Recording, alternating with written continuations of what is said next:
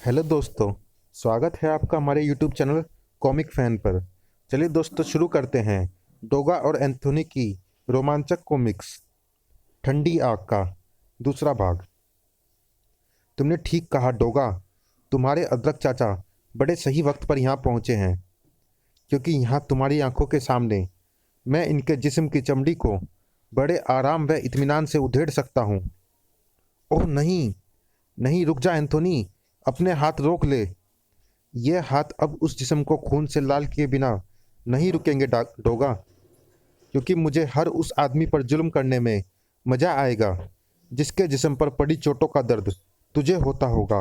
ठाक खून उतर आया था उस वक्त डोगा की आंखों में।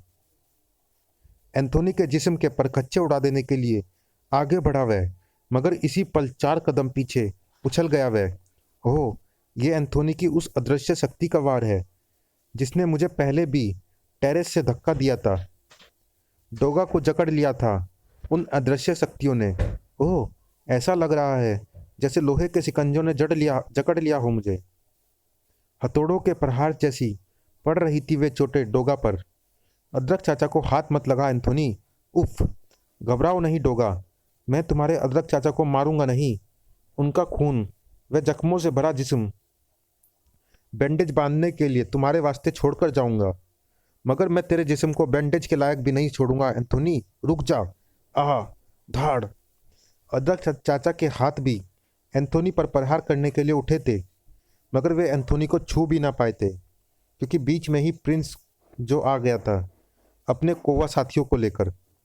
हा हा हा, नोच डालो अदरक चाचा का जिस्म। काओ काओ काओ। इधर अज्ञात शक्तियों की मार के आगे बेबस था डोगा। सचमुच बेबस हो गया हूँ। दुश्मन ही दिखाई ना दे तो डोगा क्या करे। हंगामा उन इमारतों में भी जारी था, मगर दुश्मन यहाँ भी कहीं दिखाई नहीं पड़ रहा था। यह क्या अनहोनी है। कोवे गई तो घर का सारा सामान अपने आप उथल पुथल होने लगा। यह भूत प्रेत आत्माओं का खेल है बहू। बर्तन टूट टूट कर बिखर रहे थे। पथराए से खड़े लोग सब कुछ होता देखने के सिवाय और क्या कर सकते थे। क्या कर सकते थे अदरक चाचा भी, जो शराबियों के समान गिर पड़े थे। आज के लिए इतना काफ़ी है, फिर मिलूंगा डोगा। चल आ प्रिंस। साथ काले आकाश की ओट लेता चला गया। होठों पर खून में डूबे शब्द लिए उठ खड़ा हुआ डोगा। अदरक चाचा, अपने इस शिष्य को माफ कर देना कि आज वो आपकी रक्षा नहीं कर पाया। लेकिन आपकी सौगंध अदरक चाचा, एंथोनी नाम की वो लाश अब वापस अपनी कब्र में नहीं जाएगी। पिछली 3 रातों में घटी 3 रहस्यमय व रोंगटे खड़े कर देने वाली घटनाओं से घबराए लोगों के पास अब इसके सिवाय दूसरा कोई रास्ता न था कि जब तक ये भूतिया घटना बंद नहीं हो जाए मैं यहाँ नहीं लौटूंगा। जान है तो जहान है, हम भी तब तक नहीं लौटेंगे। चीता के सामने भी बिखरे पड़े थे अखबार। इन सब रहस्यमय घटनाओं का आखिर मतलब क्या है। अरे, मेरी चाय। Daily times. बीती रात एक पाश कॉलोनी में भूतिया हरकतों के बाद आतंकित लोगों द्वारा बस्ती खाली होना शुरू। सुबह की चाय लेकर मोनिका अभी तक उसके पास नहीं पहुंची थी। ये मोनिका अभी तक नहीं उठी क्या। मोनिका के कमरे में प्रवेश करने के साथ ही उसके नथुनों में अजीब सी गंध भरती चली गई थी। कैसी अजीब सी गंध भरी है कमरे में, ठीक वैसी जैसी उस वक्त उठती है जब किसी सीलन भरे तहखाने को एक लंबे समय बाद खोला गया हो। मगर यह गंध मोनिका के कमरे में कहाँ से आई। ओह, यह गंध तो खुद मोनिका से आ रही है। मोनिका के कपड़ों व बिस्तर पर बीट चिपकी हुई है। यह बीट चूहे की है या फिर किसी पक्षी की। गंध इसी से उठ रही है। चीता की चौकस निगाहें उस बार पूरी तरह से सिकुड़ गई, मगर ये मोनिका के वस्त्रों पर कहाँ से लगी। कल रात कहाँ गई थी मोनिका, जहाँ से वह देर रात लौटी थी। बैलियों में भी वैसे ही बीट लगे हैं। मोनिका के कल के व्यवहार का मैं अभी तक न समझ पाया, और अब इस गंध ने मेरे दिमाग में उथल पुथल मचा दी है। अब इन रहस्यों का पता लगाना जरूरी हो गया है। मन ही मन कोई निश्चय कर चुका था चीता। फिर उस शाम, ओह प्रिंस तू आ गया, मैं चलती हूँ तेरे साथ। मोनिका कमरे से बाहर निकली।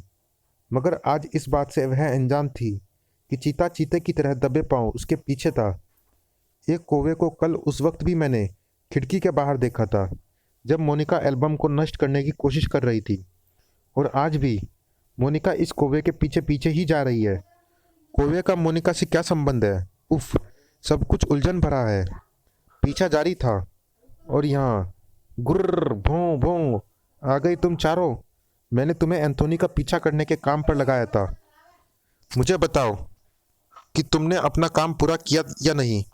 गुर्र भों भों कुत्ते गुर्रा गुर्रा कर जैसे उसे सब कुछ समझाते चले जा रहे थे, जिसे समझने के बाद डोगा के जबड़े सख्ती के साथ एक दूसरे पर कस गए। नसों में बहते रक्त में उबाल आने लगा था। आज मैं एंथोनी से उस वक्त मिलूंगा जब भोर का उजाला फैलने ही वाला होगा। भोर का उजाला फैलने में अभी देर थी, क्योंकि बीच में थी एक भयानक रात। इस सुनसान खंडर में क्यों जा रही है मोनिका?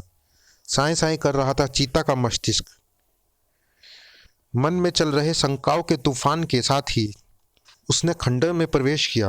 अरे, मोनिका कहाँ चली गई? यहीं कहीं होगी शायद, ऊपर।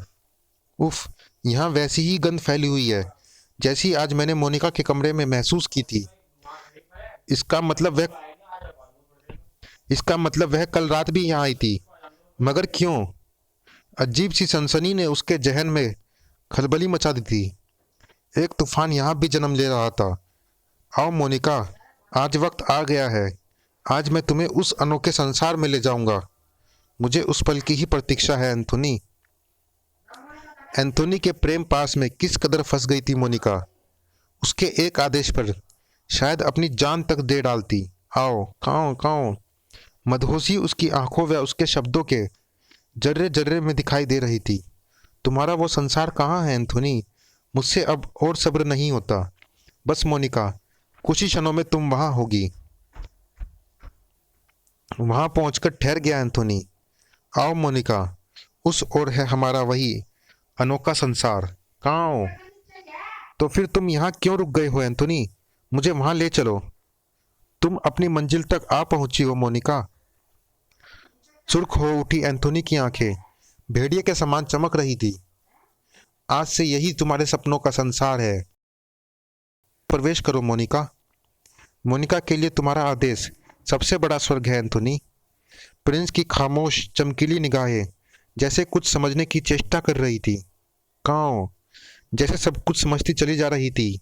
अब वो चमकीली आंखें, इसी के साथ उनमें अब भड़कती चली जा रही थी क्रोध की चिंगारियां। ड्रैकुला कैसे भाव चेहरे पर लिए मोनिका को आदेश दे रहा था एंथोनी। इस ताबूत में लेट जाओ मोनिका, और ताबूत का ढक्कन बंद कर लो।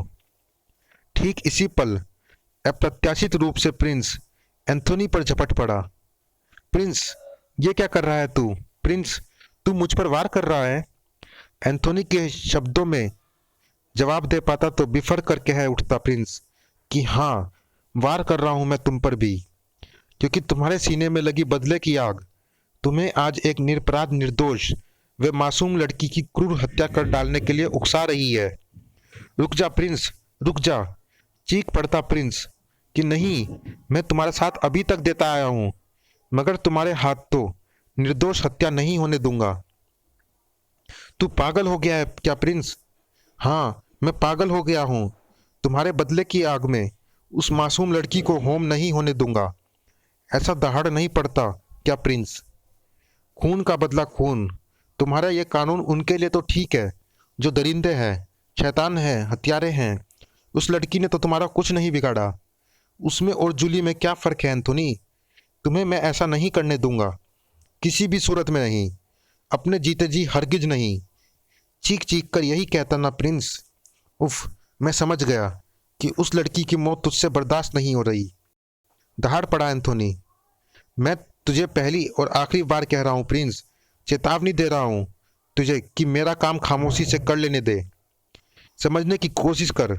इस वक्त मैं मोनिका को नहीं मार रहा, मैं मार रहा हूँ डोगा को, क्योंकि इसकी मौत उसकी सांसों की लड़ियाँ बिखेर देगी। मैं उसे एक बार में आसान मौत देकर नहीं मारना चाहता, मैं उसे बार बार मारना चाहता हूँ, तड़पा तड़पा कर मारना चाहता हूँ। उसके शहर में आतंक मचा दूंगा जिसे वह रोक नहीं पाएगा, और ये उसकी मौत होगी। मैं उसके हमदर्द लोगों को अधमरा कर दूंगा, ये भी उसकी मौत होगी। और तब आखिर में उसे मैं मारूंगा। कुत्तों से बहुत प्यार है उसे, उसे भी कुत्ते की मौत मारूंगा। तू मेरे रास्ते से हट जा प्रिंस, इस कब्र को बना लेने दे मुझे। सचमुच पागल हो गया था प्रिंस। परछाई की तरह एंथोनी के साथ रहने वाला आज अपने वजूद एंथोनी का खूंखार दुश्मन नजर आ रहा था। क्रींच, तो तू नहीं मानेगा प्रिंस?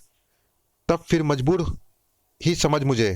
मैं तेरी भी जान ले लूंगा प्रिंस, तुझे भी खत्म कर डालूंगा। टन। हर वो दीवार गिरा दूंगा जो मेरे और डोगा की दुश्मनी के बीच अपना सीना आगे बढ़ाएगी। एंथोनी के हाथ में थमे बेलचे के वार से उछलकर वहां आकर गिरा प्रिंस, जहां तक मोनिका के कदमों के निशानों के सहारे आ पहुंचा था चीता। उफ, ये तो वही कौवा है, मगर ये घायल कैसे हो गया? अपने जख्मों की परवाह ही कहाँ थी उस बेजुबान को। वह तो चीता को ही उस ओर खींच रहा था कि किसी भी तरह से बचा लो मोनिका को। ओह, मैं तो समझा था कि ये मुझ पर आक्रमण कर रहा है, मगर ये तो कुछ कहना चाहता है। पर क्या कहना चाहता है ये? यह भी मुझे उस ओर ले जाना चाहता है जिधर मोनिका के पाँव के निशान भी जा रहे हैं। कहीं ये मुझे मोनिका का पता तो नहीं दे रहा? जहां तक उसे पहुंचा देने के साथ ही होश खो बैठी थी प्रिंस और बेइंतहा होश खो बैठा था प्रिंस और बेइंतहा चौंक उठा चीता। ये कौन है और मोनिका कहाँ है? जरूर इसे पता होगा कि मोनिका कहाँ है। दहाड़ पड़ा चीता, ठहरो। ओह चीता!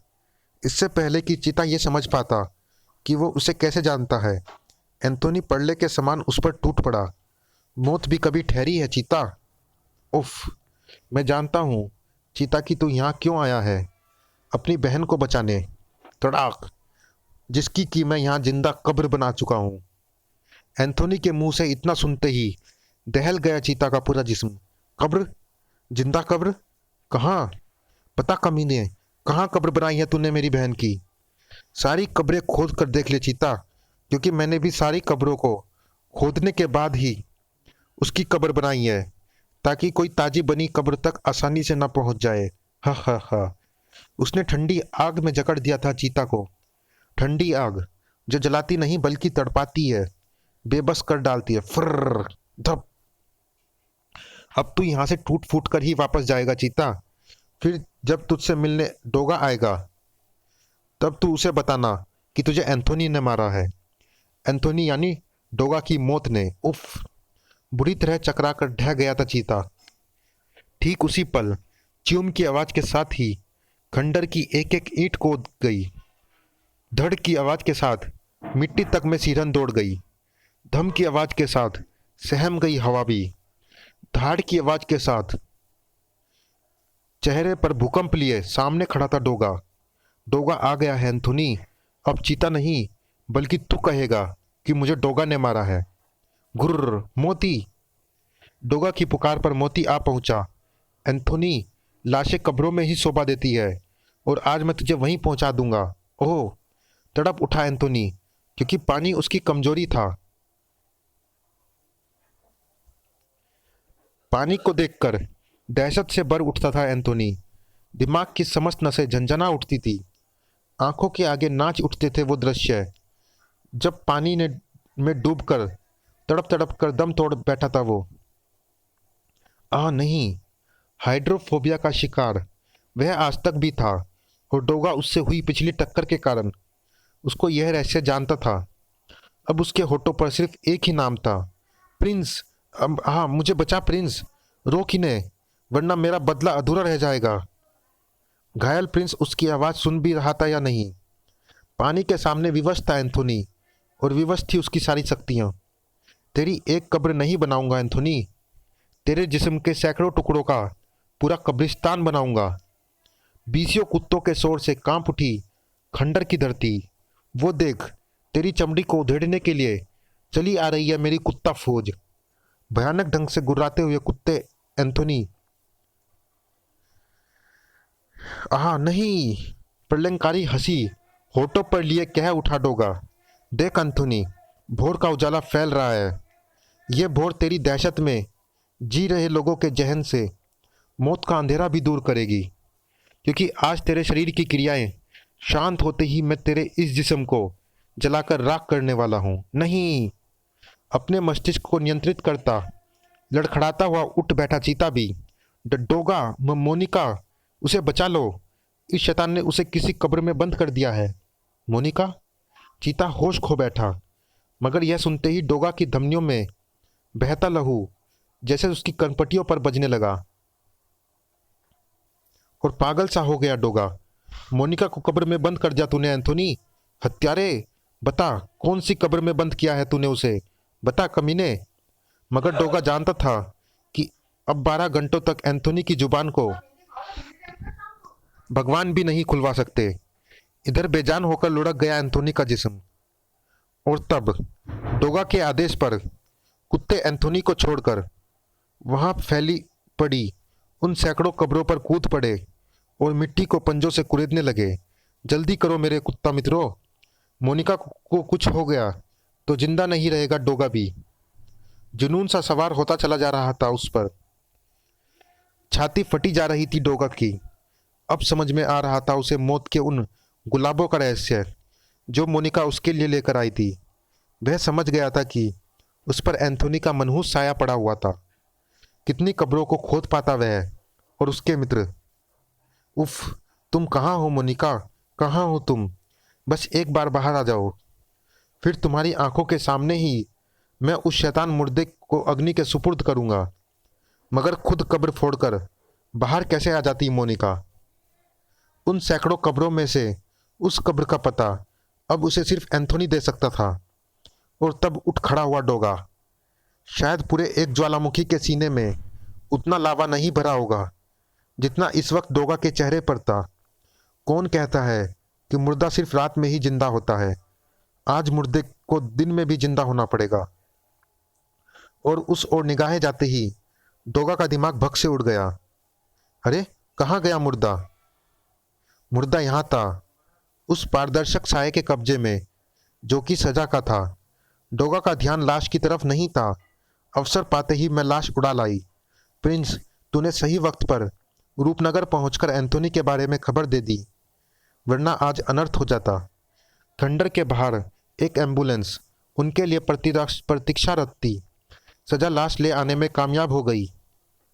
एंथोनी की लाश को एम्बुलेंस की पिछली सीट पर लिटाने के साथ ही सजा प्रवेश कर गई अपनी बॉडी में। चलो इतिहास, जल्दी करो, अब यहाँ रुकना ठीक नहीं होगा। मगर एंथोनी की आत्मा का क्या होगा? वो तो अभी उसी खंडर में ही होगी। वो अपने जिस्म तक कैसे पहुँचेगी? वेनु अपनी आत्मा को तंत्र मंत्रों की शक्ति से अपने शरीर से अलग करके मनचाहा काम ले सकती है। उसे मैं अपनी शक्ति से उसके जिस्म तक पहुंचाऊंगी। ओह, फिर तो रूपनगर से यहाँ आने का मकसद हल हो चुका है। अब जितनी जल्दी बॉर्डर क्रॉस करके रूपनगर पहुंच जाएंगे उतना ही अच्छा होगा। सब कुछ जितना आसान समझ रहे थे वे, क्या वाकई उतना था भी?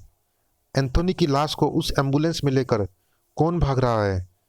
RN2S2435। अदरक चाचा से वादा किया था मैंने कि एंथोनी को वापस उसकी कब्र में रूपनगर नहीं पहुंचने दूंगा। मगर एम्बुलेंस का नंबर बता रहा है कि एंथोनी को ले जाने वाली की कोशिश वेनु और इतिहास की है, क्योंकि रूपनगर में उस मुर्दे के सबसे बड़े हमदर्द वही दोनों हैं। मगर पहले पुलिस कंट्रोल रूम को खबर देकर चेक पोस्टों पर उस एम्बुलेंस को रुकवाने की कोशिश भी मुझे करनी होगी। द्रुत वेग से दौड़ी जा रही एम्बुलेंस को अचानक ही इतिहास ने ब्रेक लगा दिए। क्या हुआ इतिहास? एम्बुलेंस क्यों रोक दी? चेक पोस्ट पर चेकिंग हो रही है। पुलिस की निगाहों से हम एंथोनी की लाश को छुपा नहीं पाएंगे। हम दूसरे रास्ते से जाएंगे। दूसरे रास्ते पर भी पुलिस की सख्त नाकाबंदी थी। एक तीसरा रास्ता और भी मैं जानता हूँ। उम्मीद है कि वहाँ हमारा सामना इस उलझन से नहीं होगा। मगर इस उलझन के बारे में तो दोनों में से किसी ने भी नहीं सोचा था। ओह, यहाँ तो और भी बड़ी मुसीबत खड़ी है। एम्बुलेंस को वापस घुमाओ इतिहास, वरना ये खूंखार कुत्ते हमें यहाँ से आगे नहीं बढ़ने देंगे। वो वुफ वुफ गुर्र। तुम्हारे निकलने के तमाम रास्ते मैं बंद कर दूंगा इंस्पेक्टर इतिहास। तुम एंथोनी की लाश यहाँ से लेकर नहीं जा सकते। उफ, कुत्तों से पीछा छूटा। फिलहाल मैं एम्बुलेंस को वापस उसी खंडर में ले जा रहा हूँ वेनु, क्योंकि डोगा सपने में भी नहीं सोचेगा कि हम वापस वहाँ भी जा सकते हैं। मुझे फिक्र इस बात की है कि सूर्यास्त होने को है।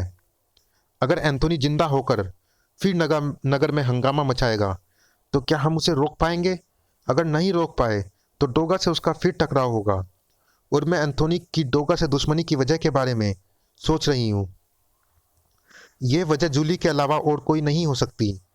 जूली आज हॉस्पिटल में कोमा की हालत में है, जिसकी वजह है डोगा। तभी गूंज उठा वह शक्तिशाली स्वर। ओह, मगर डोगा को आज तक भी नहीं मालूम था वेनु कि उस इमारत पर जूली भी बंधी थी। डोगा डोगा जानने के लिए पढ़े पूर्व प्रकाशित कॉमिक्स मर्द और मुर्दा, क्योंकि नकली इंस्पेक्टर इतिहास को खत्म करने के लिए उस बिल्डिंग को ही डोगा ने उड़ा दिया था जिस जूली भी बंधी थी। मैंने उस वक्त सजा के रूप में जूली को बचा तो लिया था, मगर फिर भी मुझे उस तक पहुंचने में थोड़ी देर हो गई थी और शायद सिर पर चोट लगने के कारण ही वह कोमा में चली गई। उसकी इस हालत का जिम्मेदार एंथोनी डोगा को ही मानता होगा। मैंने तो उस वक्त सिर्फ वहां एंथोनी को बंधे पाया था और यही सोचा था कि अगर मैं बिल्डिंग को उड़ा दूं तो एंथोनी वहां से तुरंत टेलीपोर्ट होकर बच जाएगा, मरेगा सिर्फ नकली इंस्पेक्टर इतिहास। अगर मुझे ये मालूम होता कि वहां जूली भी बंधी है तो मैं हरगिज भी उस इमारत को उड़ाने की भूल ना करता। मगर यह बात एंथोनी को किस तरह से समझाई जाए ताकि उसके सीने में भड़कती बदले की आग ठंडी हो जाए? उसके सीने में भड़कती आग बुझेगी मेरी मौत से। तूने ठीक कहा डोगा, अब ये आग तेरी मौत के साथ ही बुझेगी। डोगा तो मोनिका की मौत के साथ यूं भी मर गया। एंथोनी, रुक जाओ एंथोनी। एंथोनी के हाथ अब इसके जिस्म को लाश बनाकर ही रुकेंगे। इसकी कब्र बनाकर ही लौटेगा अब एंथोनी। खनाक धाड़। डोगा को भी वैसे ही तड़पा तड़पा कर मारने की सौगंध खाई थी उस वक्त मैंने, जब जूली की हालत के विषय में मुझे प्रिंस ने बताया था। धम। क्यों डोगा, खूब तड़पाया था ना मैंने तुझे, खूब तड़पाया ना मैंने तुझे। हा हा हा। आज तेरी उसी गन से मैं तेरे जिस्म के भी परखच्चे ठीक वैसे ही उड़ा दूंगा जैसे तूने उस वक्त उस इमारत को उड़ा दिया था। सावधान डोगा। ट्रेगर ट्रेगर पर कसने लगी थी एंथोनी की उंगली की। ठहर जा एंथोनी, अगर तुमने गोला दागा तो डोगा के साथ तुम मेरे जिस्म के भी परखच्चे उड़े पाओगे। सामने से हट जाओ इतिहास, मुझ पर खून सवार है। हाँ, हट जाओ इतिहास। जिस बारूद से डोगा बचपन से खेलता आया है उससे ये डोगा को नहीं डरा सकता। ये मुझे मार तो नहीं सकता था, पर डोगा अपनी मोनिका से बिछुड़कर जीना भी नहीं चाहता। पर एक बात तुम जान लो एंथोनी, जो कुछ भी हुआ वो अनजाने में हुआ। डोगा कुछ भी कर सकता है पर किसी की जुदाई का कारण नहीं बन सकता। हाँ एंथोनी, डोगा ठीक कहता है। जूली को डोगा ने घायल नहीं किया, उसने मेरे हमशक्ल को ख़त्म करने के लिए बिल्डिंग उड़ाई थी। वो नहीं जानता था कि जूली भी उस बिल्डिंग में कैद है। लेकिन फिर भी तुम खून करना चाहो तो कर डालो बदले की आग में। तुम अपनी इस मुर्दा जिंदगी के असली मकसद को भी भूल गए लगते हो। तुम भूल गए हो कि तुम्हारी अतृप्त आत्मा निर्दोष लोगों की जिंदगी बचाने के लिए और शैतान मुजरिमों को मौत देने के लिए ही दोबारा तुम्हारे जिस्म में लौटी है। डोगा के हाथों जो हुआ वो अनजाने में हुआ है। देखो देखो इसे एंथोनी, ये चाहता तो अपनी गन से तुम्हारे जिस्म के चिथड़े उड़ा देता, मगर इसने ऐसा ना करके गन गिरा दी। मुझे अफसोस है एंथोनी कि तुम इसका भी मतलब नहीं समझे। इसका मतलब मैं तुम्हें समझाता हूँ। इसका मतलब है बलिदान, क्योंकि हकीकत जानने के बाद ये खुद को जूली की हालत के लिए जिम्मेदार मानकर खुद को तुम्हारा गुनहगार मान रहा है। तुम इसे भले ही उड़ा दो एंथोनी, मगर तब ये तुम्हारी हार होगी। हाँ, ये तुम्हारी हार होगी। जूली को इस हत्या का पता चलेगा तो वो कभी तुम्हें क्षमा नहीं करेगी, कभी नहीं। नहीं। और दूसरे ही पल गन एंथोनी के हाथों से छूट कर गिर पड़ी। तो तुमने मुझे सचमुच एक बहुत बड़े गुनाह से बचा लिया इतिहास। मैं तुम्हारा गुनहगार हूँ डोगा। तुम जो चाहो मुझे सजा दे सकते हो। तुम्हारी सजा यही है कि तुम वापस लौट जाओ। ऐसे नहीं लौट सकता डोगा, ऐसे नहीं लौट सकता। इस बेगुनाह को तुम्हें सौंप कर ही लौटूंगा मोनिका, इस लॉकेट में के कारण ये मेरे सम्मोहन में बंधी मेरा आदेश मानने पर विवश थी। ये जिंदा है डोगा। मैंने हवा की निकासी के लिए इसके ताबूत से ऊपर की जमीन तक ये पाइप लगा रखा था, क्योंकि मेरी दुश्मनी तुमसे थी। मोनिका की जान मैं कैसे ले सकता था। आओ एंथोनी, अब चले। डॉक्टर ने तुम्हारी जूली को खतरे से बाहर बता दिया था।